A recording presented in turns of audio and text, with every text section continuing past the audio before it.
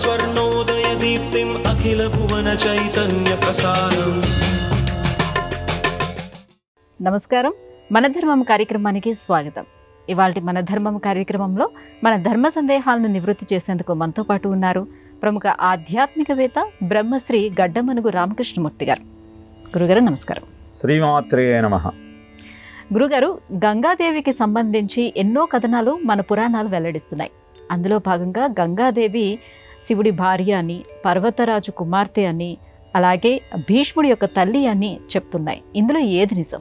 శైలేంద్రో హిమవన్నామ ధాతూనామకరో భువి తస్య కన్యాద్వయం రామ రూపేణ అప్రతిమం భువి తస్యా గంగాయామభవత్ జ్యేష్ఠా హిమవత్సుత అని రామాయణంలో వాల్మీకి తెలియజేశాడు.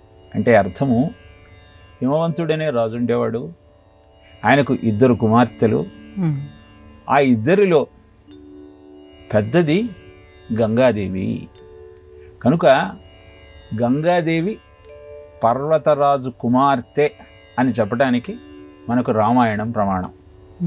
ఇక మరి గంగా అన్నపూర్ణ సమేత శివారాధన చేసేటప్పుడు గంగను శివుడి భార్యగా ప్రవచిస్తారు కదా, అదెలా అంటే, భగీరథుడు తన పితృదేవతలకు ఉన్నత గతులు అందించాలన్న ఆలోచనతో బ్రహ్మదేవుడి గురించి తపస్సు చేసి విష్ణు పాదోద్భవ అయిన గంగను పాతాళానికి తీసుకువచ్చేటువంటి నేపథ్యంలో జటాకటాహ సంభ్రమ భ్రమన్నిలింప నిర్ఝరీ విలోల వీచి వల్లరి విరాజమానమూర్ధని, దాన్ని ఆ విష్ణు పాదముల దగ్గర నుంచి తీసుకుని బంధించగలిగినటువంటి శక్తి కేవలం శివుడికే ఉన్నది. కనుక ఆయన గంగాధరుడయ్యాడు. ఇలా గంగ శివుని నెత్తిన కూర్చుంది. ఆ పైన భీష్ముడికి తల్లిగా గంగాదేవి ఎలా అవతరించింది అనటానికి ఒక అద్భుతమైన గాథ మహాభారతంలో మనకు కనబడుతుంది. బ్రహ్మలోకంలో ఒకసారి అందరూ సభ తీరి ఉన్న సమయంలో స్వర్గలోకం నుంచి సత్యలోకానికి ఆ సభ కోసం మహాభిషుడనే వ్యక్తి వస్తాడు. అదే సమయానికి ఆ సభకు గంగాదేవి కూడా వస్తుంది. గాలికి ఆ తల్లి పైట కాస్త తొలగటంతో ఆ దృశ్యాన్ని చూసినటువంటి మహాభిషుడికి వికారం కలుగుతుంది. మహాభిషుడిని చూసిన గంగాదేవికి కూడా అదే ఆలోచన కలుగుతుంది. ఇది గమనిస్తాడు బ్రహ్మదేవుడు. అరిషడ్వర్గాలు జయించి స్వర్గానికి వచ్చి ఈ సత్యలోకంలోని సభలో పాల్గొన్నా ఇంకా నీకు మనోవికారం పోలేదు కనుక తిరిగి భూమండలం మీద మానవ జన్మ ఎత్తమంటూ శపిస్తాడు. గంగాదేవిని కూడా అలానే ఆజ్ఞాపిస్తాడు. ఇది ఇలా ఉంటే, అష్టవసువులు భూలోక విహార నిమిత్తం దివి నుంచి భూమికి దిగి వస్తారు. అప్పుడు వారికి వశిష్ఠాశ్రమంలోని గోవు కంటబడుతుంది. ఆ అష్టవసులలో ఆఖరివాడైన ద్యు భార్య గోక్షీరాన్ని సేవిస్తే నిత్య యవ్వనం ఉంటుందన్న విషయాన్ని తెలుసుకొని ఆ గోవుని అపహరించమంటూ భర్తను ప్రేరేపిస్తుంది. ఆ ద్యు తన అన్నల సహాయంతో ఆ గోవును అపహరిస్తాడు. దివ్య దృష్టితో ఆచూకి తెలియకుండా పోయిన తన గోవును ఈ అష్టవసువులే హరించుకుపోయారు అని తెలుసుకున్నటువంటి వశిష్ఠుడు, అష్టవసువులుగా దివ్యత్వాన్ని పొందిన ఈ అపహరణ చెయ్యాలన్న ఆలోచన మీలో పోలేదు కనుక మీరు 8 మంది భూమి మీద పుట్టండి అని శపిస్తాడు. విచారగ్రస్తులైన ఈ అష్టవసువులు వెళుతూ ఉంటే భూలోకానికి వస్తున్నటువంటి గంగాదేవి వారికి కంటబడుతుంది. వెంటనే ఈ 8 మంది ఆ గంగాదేవిని ప్రార్థిస్తారు. మేము ఎలాగూ పుట్టాలి భూలోకంలో, పరమ పవిత్రమైన నీ గర్భాన మేము జన్మించి మా జీవితాన్ని చరితార్థం చేసుకుందాం అనుకుంటున్నాం, పుట్టగానే మాకు ముక్తిని ప్రసాదించమంటూ ప్రార్థించారు. గంగాదేవి నేను శాపవశాన భూలోకానికి వెళ్ళి ఎవరో ఒక మానవోత్తముణ్ణి పెళ్లి చేసుకోవాలి, తప్పదు. మరి నేను పెళ్లి చేసుకున్న వాడి యొక్క వంశం నిలబడాలంటే 8 మందిని నేను గంగార్పణం చేస్తే, వారికి ముక్తి ప్రసాదిస్తే ఆయన వంశం నిలబడదు. కాబట్టి 7 ముక్తి ప్రసాదిస్తాను, ఒక్కడి మటుకు చిరాయుగా అక్కడే జన్మించే విధంగా అతని జీవన విధానం ఉంటుంది అని చెప్పి భూలోకానికి వచ్చి తపస్సు చేసుకుంటున్న ప్రదీపుడి యొక్క కుడి తొడ మీద కూర్చుంటాడు. కనులు తెరిచిన ప్రదీపుడితో తను వివాహం చేసుకోవాలి. నువ్వు కూర్చుంది కుడి తొడ, అది కూతురు స్థానం. కాబట్టి నా కుమారుడైనటువంటి శంతనుడు నిన్ను వివాహం చేసుకుంటాడని చెప్పి ఆమెను అక్కడి నుంచి పంపించేస్తాడు. అనంతరం ఆ గంగాదేవి శంతనుడిని వివాహం ఆడుతుంది. ఒక నిబంధన పెడుతుంది, నా ఇచ్ఛకు వ్యతిరేకంగా ఎప్పుడైతే నువ్వు మాట్లాడతావో అప్పుడు నిన్ను వదిలేసి నేను వెళ్ళిపోతాను. అలా ఆమె గర్భాన జన్మించిన 7 వసువులు తిరిగి ముక్తిని చెందితే 8వ వాడిగా ద్యు జన్మిస్తాడు. అతనిని కూడా నీటిపాలు చేస్తున్న గంగాదేవిని వారిస్తాడు శంతనుడు. వెంటనే ఆ పిల్లవాడిని శంతనుడి దగ్గర వదిలేసి గంగాదేవి నిష్క్రమిస్తుంది. ఆ పిల్లవాడే దేవవ్రతుడు అన్న నామకరణంతో తన తండ్రి వివాహం కోసం జీవితాంతం తాను బ్రహ్మచారిగా ఉంటాను అని భీష్మమైన ప్రతిజ్ఞ చేశాడు. కనుక భీష్ముడిగా అద్భుతమైన కీర్తి ప్రతిష్టలు సంపాదించాడు. అలా గంగాదేవి పర్వతరాజ పుత్రిక, భీష్ముడి తల్లి, గంగాధరుడిగా శివుడు అభివర్ణించటానికి కారణమైనటువంటి పరమ పవిత్రమైన మాతృమూర్తి. రామేశ్వరం మహాపుణ్యక్షేత్రం. అటువంటి రామేశ్వరంలో స్వామివారిని దర్శించుకోవటానికన్నా ముందు అక్కడ ఉన్నటువంటి 22 బావుల్లోని స్నానం ఆచరించాలని చెప్తారు. ఎందుకని? ఏతత్ పరం పవిత్రం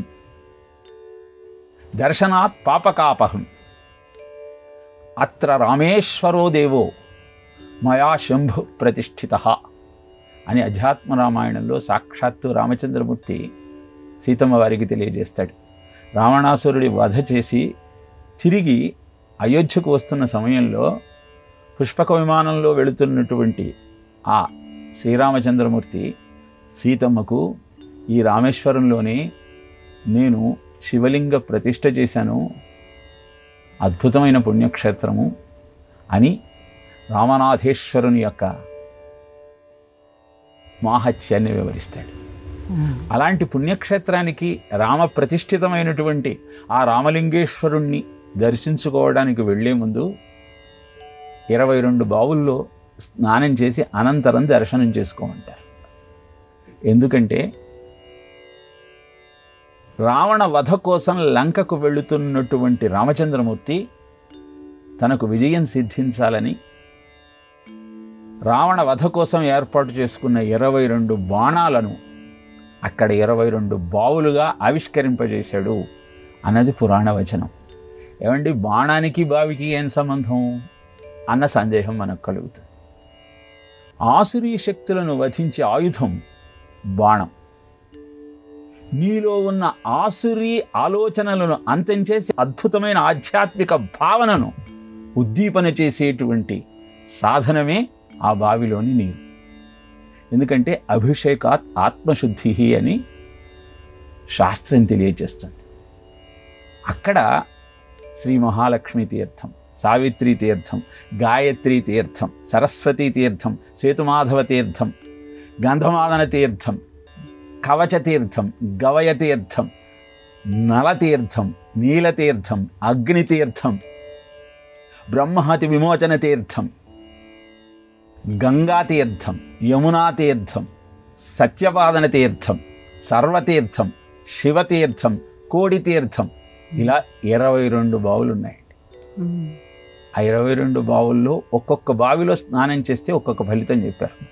మహాలక్ష్మి తీర్థంలో స్నానం చేస్తే శ్రేయస్సు కలుగుతుంది, సావిత్రి తీర్థంలో స్నానం చేస్తే శుద్ధి కలుగుతుంది, సరస్వతీ తీర్థంలో స్నానం చేస్తే జ్ఞానం వస్తుంది, గాయత్రీ తీర్థంలో స్నానం చేస్తే దుఃఖ నివారణ జరుగుతుంది, కవచ తీర్థంలో స్నానం చేస్తే అద్భుతమైన రక్షణ కలుగుతుంది, గంగా తీర్థంలో స్నానం చేస్తే గంగా నదిలో స్నానం చేసినటువంటి పుణ్యం దొరుకుతుంది. నల తీర్థంలో స్నానం చేస్తే బలం వస్తుంది. సూర్యతీర్థంలో స్నానం చేస్తే అనుకూలత ఏర్పడుతుంది. చంద్రతీర్థంలో స్నానం చేస్తే మనోవైకల్యం పోతుంది. కోడి తీర్థంలో స్నానం చేస్తే అద్భుతమైనటువంటి ధైర్యం కలుగుతుంది. గంగా తీర్థం అగ్నితీర్థంలో స్నానం చేస్తే పాప విమోచనం జరుగుతుంది. ఇక రామతీర్థంలో స్నానం చేస్తే రామచంద్రమూర్తి యొక్క కృప కలుగుతుంది. శివతీర్థంలో స్నానం చేస్తే శివుని యొక్క కటాక్షం నీకు సిద్ధిస్తుంది.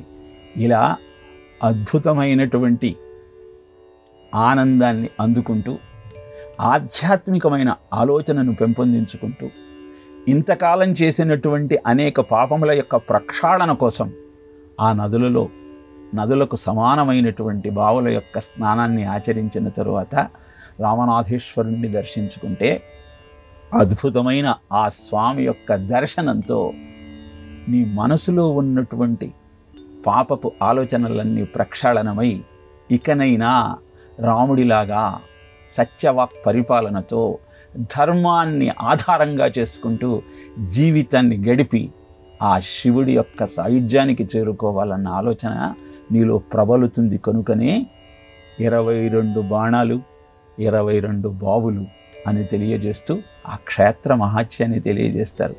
అక్కడ ఆంజనేయుడు ప్రతిష్ఠించిన లింగము ఈ లింగము 2 ఉంటాయి. దానికి ఒక కథ చెబుతారు. రాముడు లింగాన్ని ప్రతిష్ఠిద్దాం అనుకొని ఆంజనేయుడికి చెప్పాట. ఆంజనేయుడు ఆ లింగాన్ని తీసుకురావడానికి ఆలస్యం అవటంతో సీతమ్మ వారు సైకతి లింగాన్ని చేస్తే దాన్నే ప్రతిష్ఠించారట. అనంతరం ఆంజనేయుడు వచ్చి ఆయన తెచ్చిన లింగాన్ని కూడా అక్కడ ప్రతిష్ఠించాడు అని ఇన్ని అహిత్యాలు చెప్పడానికి ఒకటే కారణం. అక్కడ ఏ ఏ దేవతాశక్తుల యొక్క శక్తి మనకు పుష్కలంగా లభిస్తుందో వారిని తలుచుకోవటం వల్ల ఆ శక్తులన్నీ వినటం ద్వారా నువ్వు పొందాలన్న ఆలోచనతో అక్కడ జరిగిన సంఘటనలన్నింటినీ కథల రూపంలో తెలియజేస్తూ మన జీవనానికి మంచి సోపానాలు నిర్మించే ప్రయత్నమే ఈ ఐహిత్యములన్నీ. వాటిని విందాం, ఆచరిద్దాం. అద్భుతమైన ఆధ్యాత్మిక తత్వాన్ని పెంపొందించుకుంటూ ఆనందాన్ని మన సొంతం చేసుకుందాం. గురుగారు, పర్యావరణ పరిరక్షణ అనేది అందరి సమిష్టి బాధ్యత. ఈ పర్యావరణ పరిరక్షణకు సంబంధించి మన పురాణాలు ఎటువంటి అంశాలను ప్రస్తావించాయి? పురాణాలు ఘోషించేదే పర్యావరణ పరిరక్షణ గురించమ్మా. పుణ్యంబై మునివల్లభ గణ్యంబై కుసుమ ఫల నికాయోత్థిత సాద్గుణ్యమై నైమిషాఖ్యారణ్యంబు నుతింపదగు అరణ్యంబులలో అన్న పద్యంతో పోతనామత్యుడు ప్రారంభిస్తాడు భాగవతాన్ని. నైమిషే నిమిషక్షేత్రే ఋషయ శౌనకాదయ సత్రం స్వర్గాయ లోకాయ సహస్రసహ మాసత అన్న శ్లోకంతో వ్యాసుడు ప్రారంభిస్తాడు. వ్యాసుడు ఆ ఒక్క శ్లోకం చెప్పి నైమిష అరణ్యం యొక్క గొప్పతనాన్ని చెప్తే పోతన అక్కడితో ఆగల. నైమిషారణ్యం చాలా గొప్పదని చెబుతూ మధువైరి మందిరమునంబోలే మాధవి మన్మథ గేహంబై బ్రహ్మగేహమునంబోలే శారదాన్వితంబై నీలగల సభా నికేతనమునంబోలే వైహ్ని వరుణ సమీరణ చంద్ర రుద్ర హైమవతి కుబేర వృషభ గాలవ శాండిల్య పాశుపత జటీపటల మండితంబై బలవేది భవనమునంబోలే ఐరావతామృత రంభా గణికాభిరామంబై మురాసుర భవనమునంబోలే ఉన్మత్త రాక్షస సంకులంబై ధనదాగారంబునంబోలే శంఖ పద్మ కుంద ముకుంద సుందరంబై అంటూ పెద్ద గద్యం చెప్తూ దానిలో అన్ని దేవతామూర్తుల యొక్క పేర్లను ఆ చెట్ల పేర్లతో ఆవిష్కరించాడు. ఎంత గొప్పగా ఉంటుందంటే మధువైరి అంటే విష్ణుమూర్తి. 108 దివ్య దేశాలలో శ్రీ మహావిష్ణువు అనేక రూపాలలో కొలువై ఉంటే నైమిషారణ్యంలో మాత్రం వన రూపంలో చెట్టు రూపంలో కొలువై ఉన్నాడని చెబుతారు. అందుకే మధువైరి, మధు అనే రాక్షసుణ్ణి సంహరించినవాడు. మధు అంటే తీయనైనది, నీకు చాలా తీయనైనది నీ అహంకారం, దాన్ని హరించేవాడు విష్ణుమూర్తి. ఆ అహంకారం పోవాలి అంటే నీకు అద్భుతమైన ప్రాణశక్తి అందాలి. అందుకే మధువైరి మందిరమునంబోలే మాధవి అంటే పూలగురువిందు చెట్టు, మన్మథ అంటే వెలగ చెట్టు, మాధవి మన్మథ మహితంబై అని అక్కడ ఉన్న చెట్లను దేవతామూర్తుల పేర్లతో అనుసంధానం చేసి అక్కడ ఉన్నవి చెట్లు అనుకున్నారేమో, దేవతలే చెట్లగా అక్కడ నివసిస్తూ మిమ్మల్ని కాపాడటానికి సమాయత్తమవుతున్నారు అని అద్భుతమైనటువంటి పర్యావరణ సంరక్షణ బాధ్యతను మనకు తెలియజేస్తున్నాడు. అంతేకాదు కంచీపురంలో శివుడే ఏకాంబరేశ్వర నాథుడిగా మనకు కటాక్షాన్ని అందజేస్తున్నాడు. అంటే మామిడి చెట్టుగా మనను ఆదుకుంటున్నాడు. నివాస వృక్ష సాధూనాం అని రాముణ్ణి మునులంతా కీర్తిస్తారు. అంటే సాధువులు నివాసం ఉండటానికి ఆశ్రయాన్ని ఇచ్చేటువంటి వృక్షం లాంటివాడు. ఇలా ప్రతి పురాణంలో వృక్షాన్ని దేవతామూర్తులుగా అభివర్ణిస్తూ దాన్ని ఆశ్రయించి దాన్ని సంరక్షించుకుంటేనే నీ జీవితం అద్భుతంగా కొనసాగుతుందన్న సత్యాన్ని ప్రతి పురాణంలో వ్యాసుడు తెలియజేశాడు. మనం అవి చదవం కాబట్టి వాటి విషయాలు మనకు తెలియదు. కార్తీక మాసంలో మనం ప్రత్యేకంగా అరణ్యాలలోకి వెళ్ళి వనభోజనాలు చెయ్యాలి.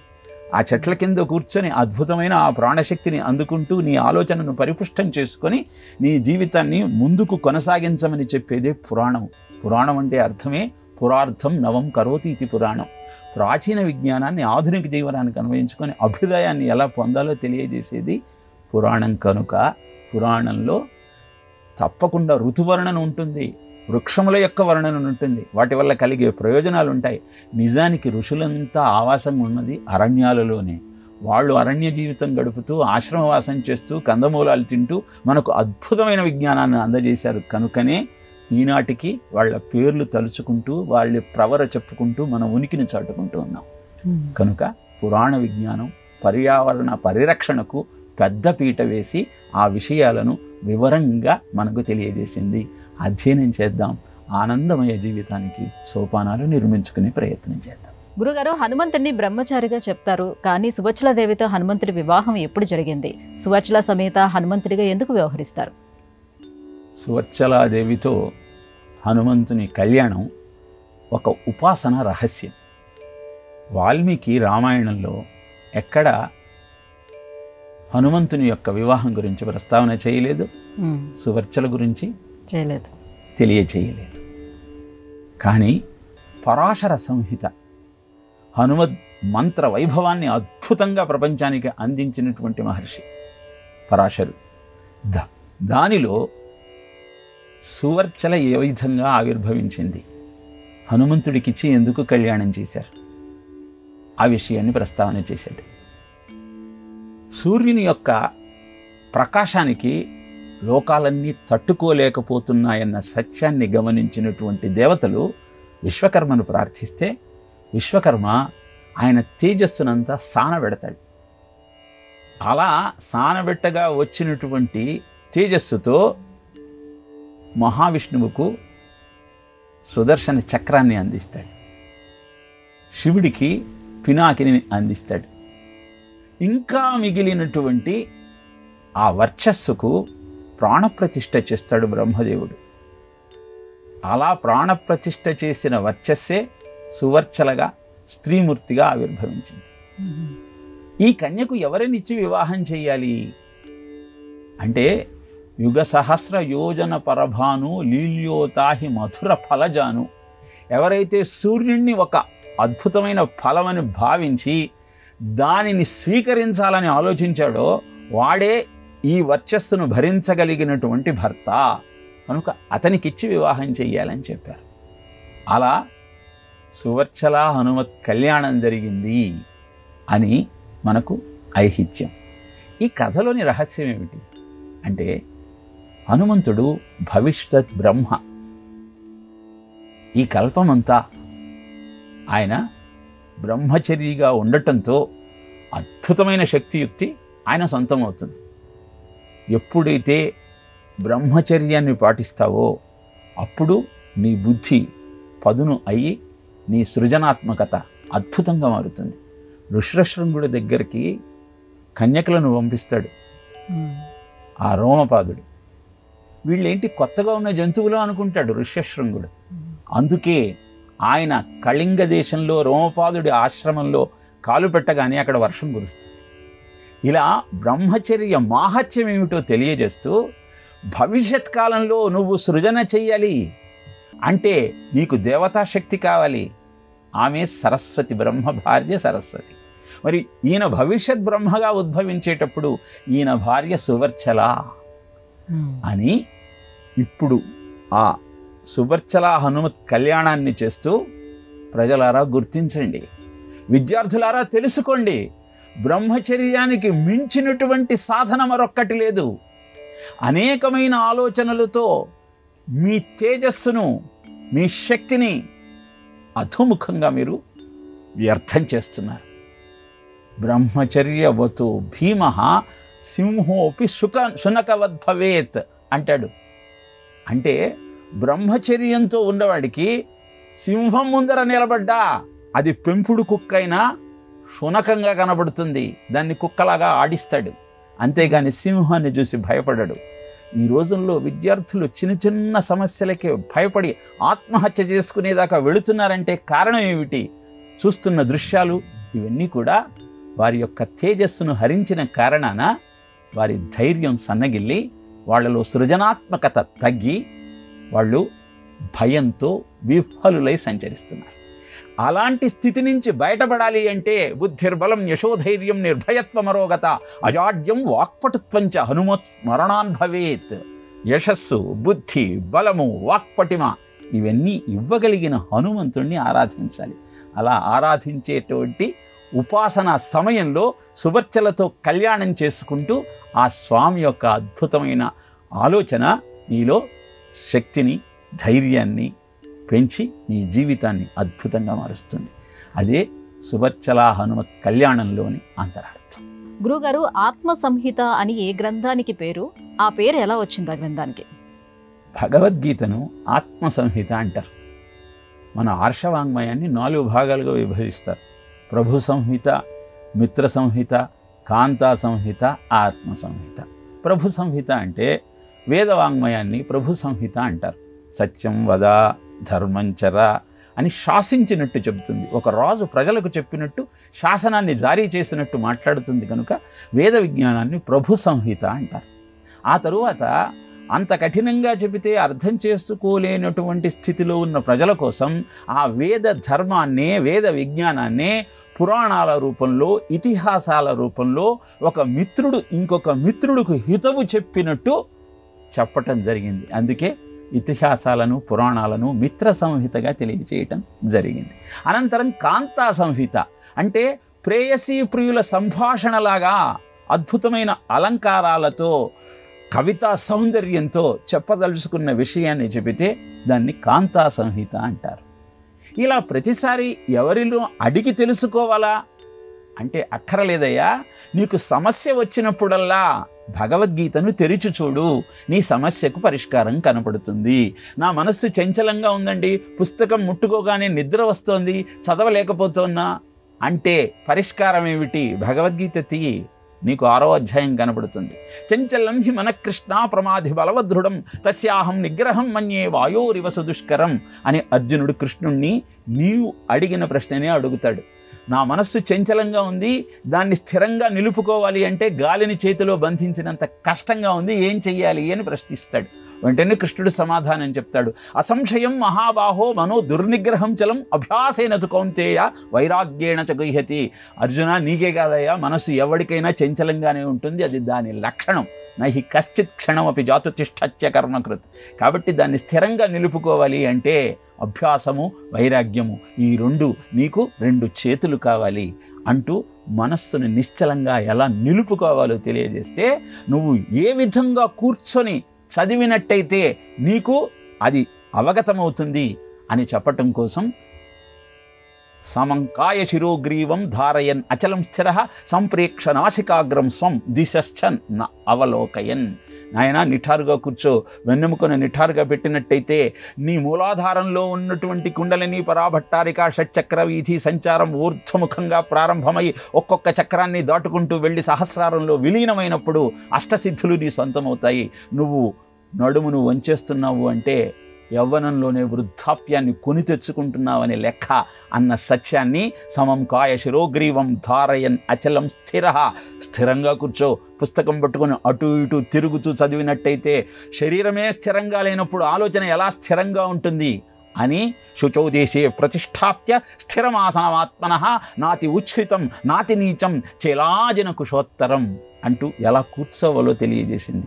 ఇలా నిత్య జీవితంలో నువ్వు ఎదుర్కొనే ప్రతి సమస్యకు సమాధానం భగవద్గీతలో నీకు దొరుకుతుంది కాబట్టి దాన్ని ఆత్మ సంహిత అన్నారు. ఎవరిని అడగక్కరలేదయ్యా, ఆ పుస్తకాన్ని తెరిచి చదవు. ఒక మిత్రుడు చెప్పినట్టు, ఒక ప్రభువు చెప్పినట్టు, ఒక ప్రేయసి ప్రియుడితో చర్చించినట్టు అర్జునుడికి ఏ విధంగానైతే జ్ఞానాన్ని ప్రబోధించాడో అలా నువ్వే అర్జునుడివై కార్పణ్య దోషోపహత స్వభావ పృచ్ఛామి త్వాం ధర్మ సమ్మూఢ చేతా యత్ శ్రేయ నిశ్చితం బ్రూహి తన్మే శిష్యస్తేహం షాధిమాం త్వాం ప్రపన్నమని నిన్ను నువ్వు ఆ స్వామికి సరెండర్ చేసుకున్నట్టయితే నిన్ను ముందు నిలబడి నడిపించే పార్థ సారథి ఆ శ్రీకృష్ణుడు కనుక భగవద్గీతను చదివి ఎత్ర యోగేశ్వర కృష్ణో ఎత్ర పార్థో ధనుర్ధరః తత్ర శ్రీర్విజయోభూతి ధ్రువానీతిర్మతిర్మమ. యోగేశ్వరుడైన కృష్ణుడు, ధనుర్ధారి అయిన అర్జునుడు అంటే అద్భుతమైన ఆలోచన,